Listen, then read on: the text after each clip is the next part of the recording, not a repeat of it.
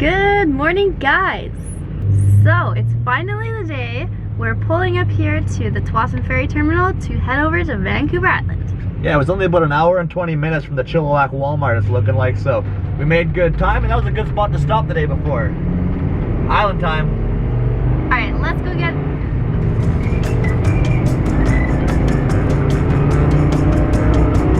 Alright, so let's go get checked into the ferry terminal.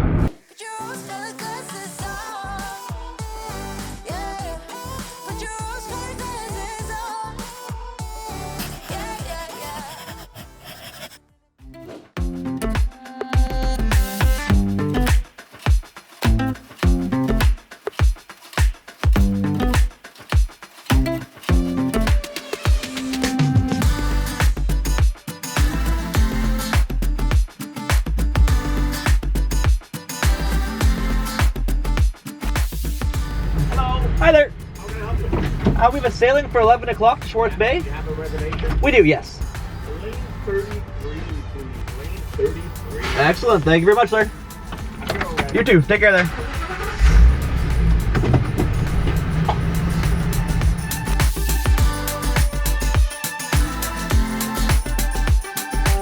Look at that. Front of the line parking. We have an hour and 40 minutes to kill here still till we actually board the ferry. We got here super early, so we're gonna have breakfast here instead of getting set up in the morning. Kind of relax for a bit, maybe walk the ferry terminal.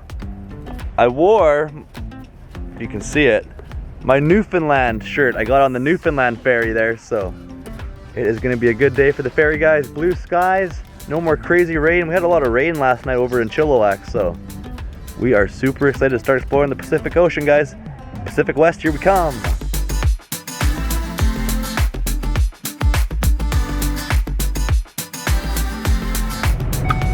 Alright, it's go time!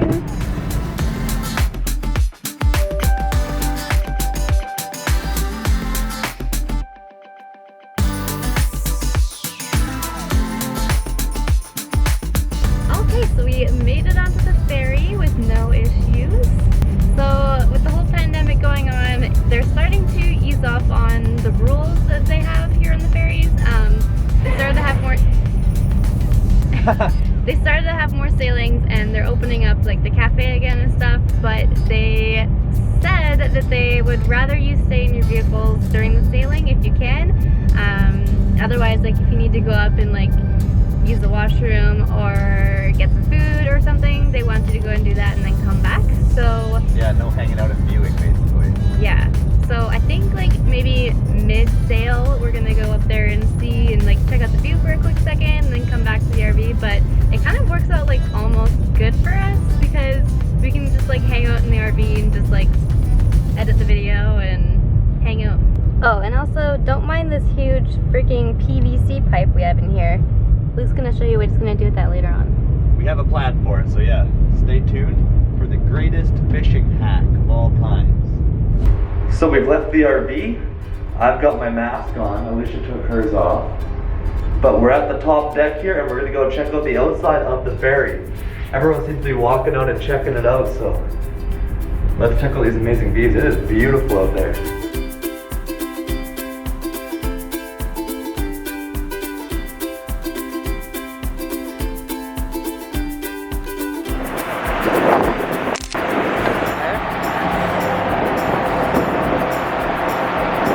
Oh, jeez. Sure.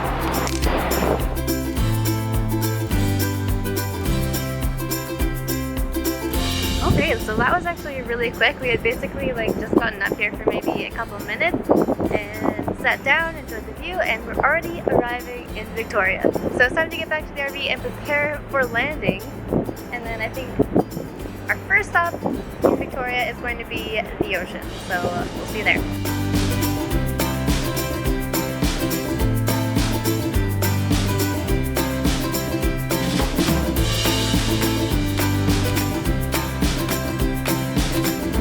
So we've made it here to, it's a little park at the end of Ocean Boulevard. It's a cool name.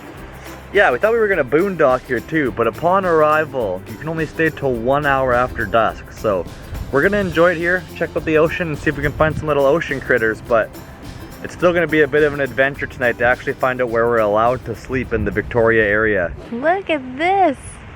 Oh, it smells so good. It smells like the ocean. It's nice and sunny, even though there's some clouds that look like it may rain any second. I wore runners in the sand, which probably not the best idea, but I was just so excited to run down here and check it out. So yeah, we're just gonna walk along the beach here and enjoy it, probably go in and have some dinner, and then try and find out where we're gonna be sleeping tonight in the Victoria area.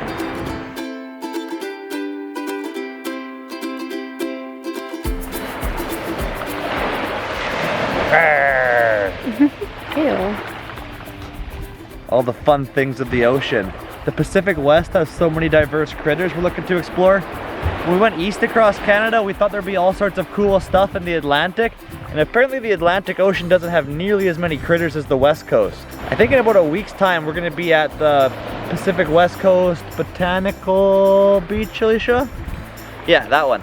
And apparently it's the most diverse spot in all of the West Coast, so hopefully we'll see a whole lot more of live crabs, a whole lot of big starfish. There's like huge purple and orange starfish, so man, look at all this stuff though. We got kelp, clam shells, and we've just started exploring the beach. So much stuff in the Pacific West.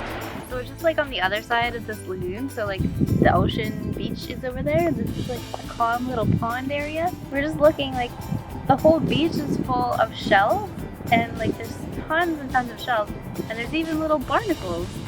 Oh, and we also found mussel shells. We really want to find somewhere that we can harvest like mussels and oysters and maybe some razor clams, because we did that on the East Coast, and I'm hoping we can do that on the West Coast as well. Anywho, we are gonna head back to the RV and see if we can last minute find a provincial park maybe. A couple extra dollars, but to have a nice spot we can sleep and know we're okay in the Victoria area. We're better off spending our money on the early stage of the trip when we're in Victoria and kind of the busier areas for camping, instead of boondocking in the biggest city we're gonna be in the whole trip probably. So we're gonna see if we can figure that out. Wish us luck, guys, and we will keep you posted. We got a campsite, we got a campsite. No more stressing, no worrying about what kind of Walmart-y type situation we can find in actual provincial park. Yes. Yeah, so I'll wait till the truck's off because it's really noisy. Really noisy. Alright, so like we just said, we did end up getting a campsite here at the GOLDSTREAM Provincial Park, which is kind of near Victoria. It's really not that far out, and it's absolutely beautiful here. There's so many big trees. Like, I think I read online that some of these trees are like 500 years old, and it feels so like just kind of like rainforesty, and we're really tucked into the forest in this park here, so it's just kind of cool, like looking up. The sun's kind of shining through a bit. It's beautiful, guys. Anyways, we are going to set up camp here, get everything ready, and then probably just relax for the rest of the night, and we'll take you around tomorrow when we go and explore the campground a little bit more.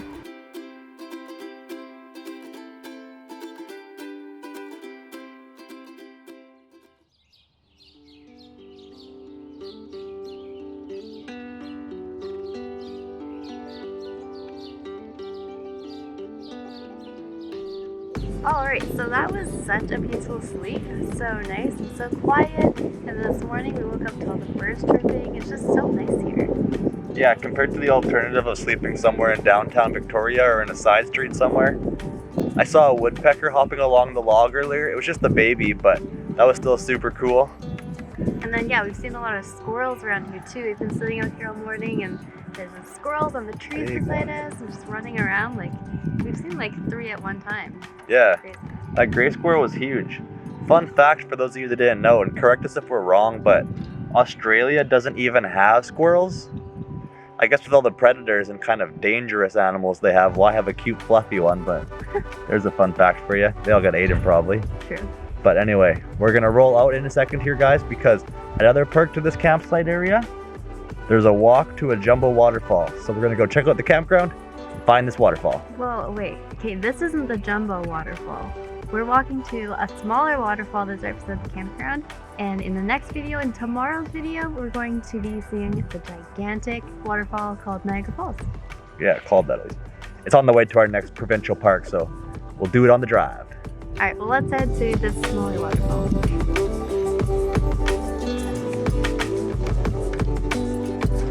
remember yesterday when I was saying how they have big trees here and they're like 500 years old? Look at the size of this thing. Like, I'm not even close to getting my arms around it. That's crazy.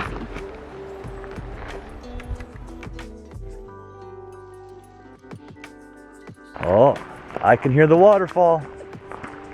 We must get down there.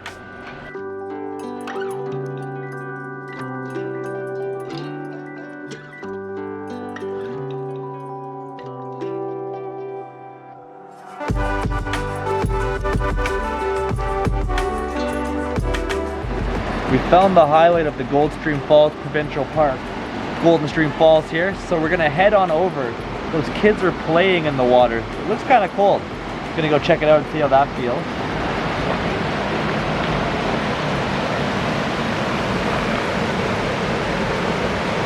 Not terrible. Definitely not like that glacial water at Wadebit Creek we jumped in last fall, but a little chilly. Everything is just so lush down here too. It's absolutely beautiful. I love like the coastal ferns and like moss, and it just feels like a rainforest. So cool. So, in case you haven't noticed that sewer pipe laying around inside the RV, I bought that at the Home Depot near Chilliwack. And I'm gonna cut it. I've got it already measured out here. And I'm gonna use it as a fishing rod tube holder. I've got caps for the PVC.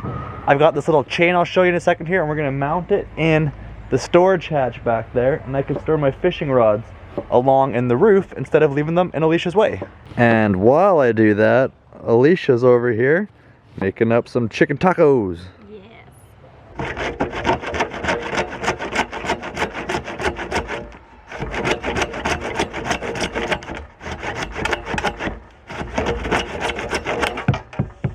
So now I can put the end cap on the end. This is where the rods will go in. I'll mount this side here right up to the back of the hatch. And then when you're done fishing, fishing rod goes on in the back of the RV hatch and cap her up. And I'm gonna hold it in place just with this thin little wraparound metal here. I was looking for like a U-clamp type thing for the roof, and then I saw this for $5. And I figured you just pull out the amount you need, form it to the shape of the pipe, voila, we're secure.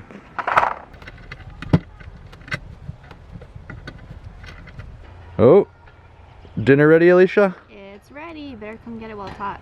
Get it while it's hot, guys. Fishing contraption will have to wait. Ooh.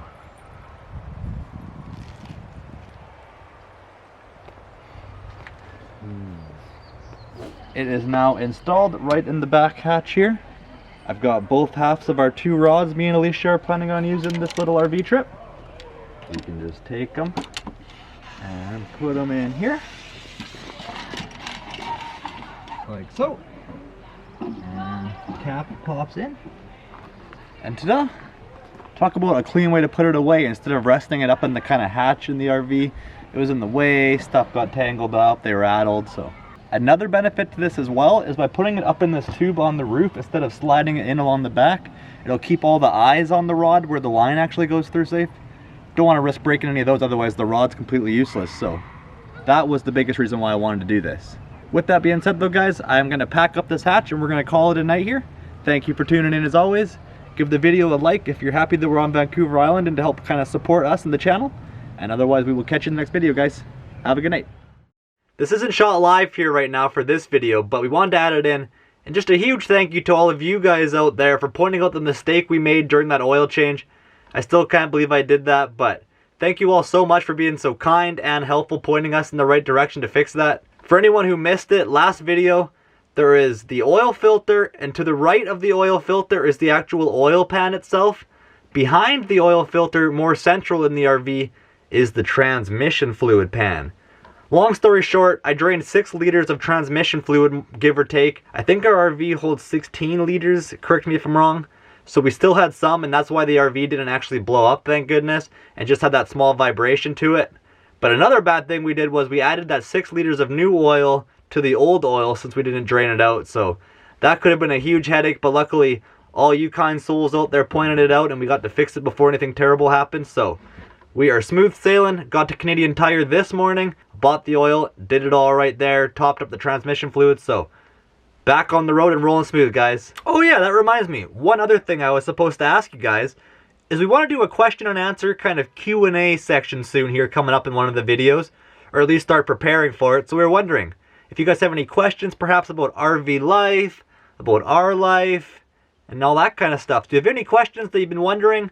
Leave them in the comments section down below. If you see a question that you like, be sure to give it a like, and we'll see the feedback, and everyone else wants to know the answer to that question as well. We want to do that Q&A pretty soon here coming up, so if you have anything you want to know about us, let us know down below. So again, thank you all so much. You are all the best out there, and we really appreciate you guys being with us and helping us out.